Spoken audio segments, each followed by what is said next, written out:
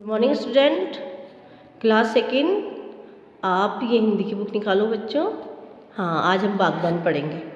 ठीक है, हमारा क्या चल रहा है, रिवीजन वर्क चल रहा है। आज हम सेकेंड लेसन पे हैं। लालच बुरी बला है, क्योंकि हमें लालच नहीं करना चाहिए। कई साल पहले की बात है, फूलपुर गांव में गोपी नाम का एक ग्वाला दूध बेचकर अपनी रोजी रोटी चलाता था। वे अत्यंत गरीब किंतु दयालु था।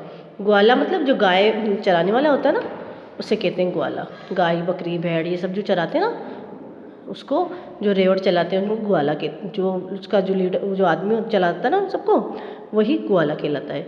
एक दिन गोपी दूध बेचकर घर आ रहा था, तभी उसको रास्ते में एक महात्मा मिला। वे प्यासा था। उसने गोपी से पानी मांगा। महात्मा का कमंडल लेकर गोपी नदी किनारे गया और पानी लाकर महात्मा को पिलाया।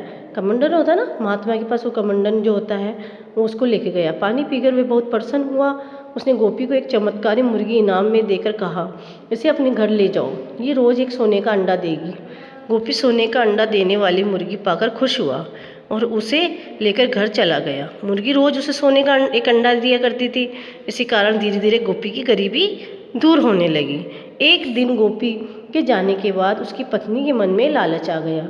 अब ये लालच आना गलत बात है ना बेटा। ये गोपी तो बहुत अच्छा समझदार आदमी था। वो दूध बेचता था, मेहनत करता था, और उसने अपनी ही मतलब दयालुता के कारण एक महात्मा को पानी पिलाया था।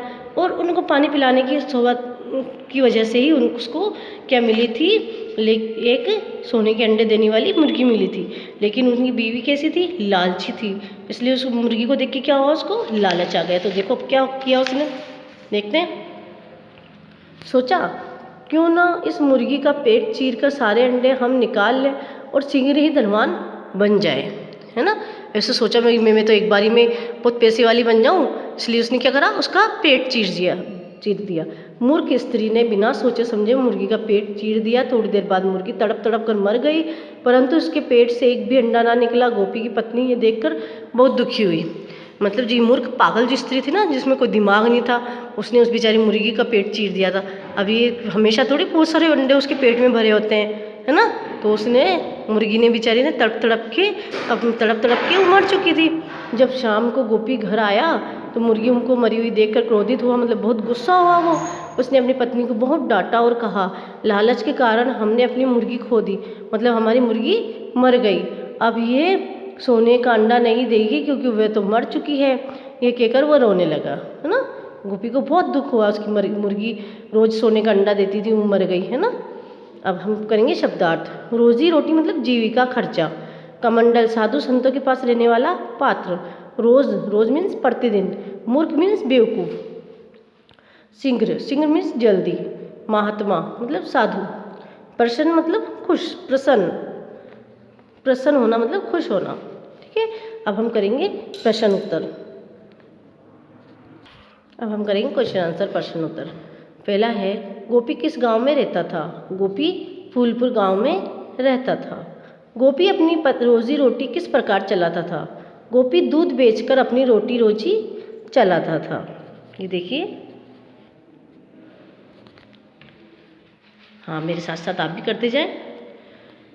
भगवान धनवान बनने के लिए गोपी की पत्नी ने क्या किया, मुर्गी का पेट चीर दिया।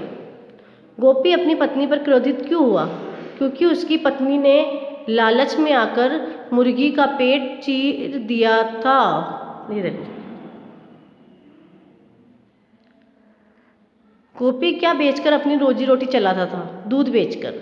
महात्मा ने गोपी को क्या इनाम दिया, मुर्गी। किसके मन में लालच आया, गोपी की पत्नी के मन में। कौन सी चीज़ बुरी बला है, लालच बुरी बला है। सही शब्दों से रिक्त स्थान भरो। गोपी दूध बेचकर अपनी रोजी रोटी चलाता था। सेकेंड है, पानी पीकर महात्मा बहुत प्रसन्न हुआ। थर्ड है, पत्नी के मन में लालच आ गया। फोर है, मुर्गी को मरी हुई देखकर गोपी बहुत क्रोधित हुआ। 5 है, लालच के कारण हमने अपनी मुर्गी खो दी है ना। अब है, सही कथन पर सही का, गलत कथन पर गलत का निशान लगाओ। गोपी गंगापुर गांव में रहता था, गलत। महात्मा ने प्रसन्न होकर गोपी की पत्नी को सोने का अंडा देने वाली मुर्गी दी। गलत। गोपी ने मुर्गी का पेट काट दिया। गलत। गोपी मुर्गी को मरी हुई देखकर बहुत क्रोधित हुआ। सही है ना। अब आपको क्या करना है, आ की मात्रा वाले शब्द पाठ में से छांट कर लिखो।